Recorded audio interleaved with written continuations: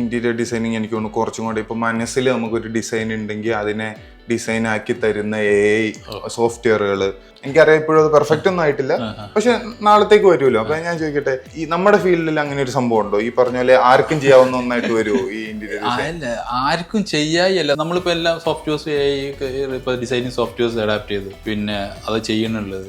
പക്ഷെ എന്നാലും അതിന്റെ പുറകെ ഒരാൾ വർക്ക് ചെയ്യണം. പിന്നെ ഏറ്റവും വലിയ ഞങ്ങൾ ഇംപ്ലിമെന്റ് ചെയ്തത് ഫാക്ടറിയിലാണ്. ഫാക്ടറിയിൽ എല്ലാം സോഫ്റ്റ്വെയർസാണ്. ഓട്ടോമേറ്റഡ് ആണ്. ഓട്ടോമേറ്റഡ് എന്ന് പറഞ്ഞു കഴിഞ്ഞാൽ, പക്ഷെ എന്നാലും ഇത് ചെയ്ത് വെക്കാനും അത് സ്റ്റിക്കർ ചെയ്യാനും അതിന്റെ ഒരു ഹ്യൂമൻ വേണം അല്ലേ. ഇപ്പൊ നമ്മൾ ഫാക്ടറിയിൽ ഇപ്പൊ ഞങ്ങൾ വരച്ചു കഴിഞ്ഞാൽ നേരെ മെഷീനിൽ കണക്റ്റഡാണ്, സോഫ്റ്റ്വെയർ കണക്റ്റഡ്.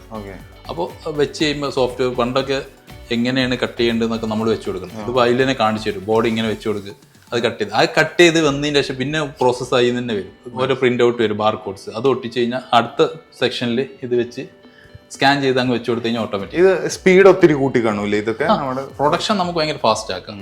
പിന്നെ എന്തായാലും അൾട്ടിമേറ്റ്ലി ഒരു ഹ്യൂമൻ അതിന്റെ ബാക്കിൽ വേണം.